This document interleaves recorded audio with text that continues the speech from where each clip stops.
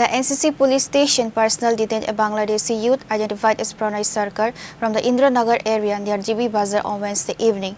Acting on a secret tip-off, the police conducted a raid and managed to apprehend the suspect.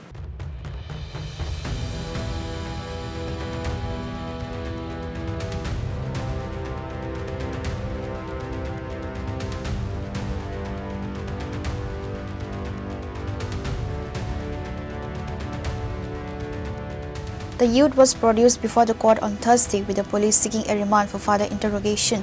Authorities are currently tight-lipped regarding the specifics of the case, stating that they cannot disclose further details at this stage to avoid hampering the ongoing investigation.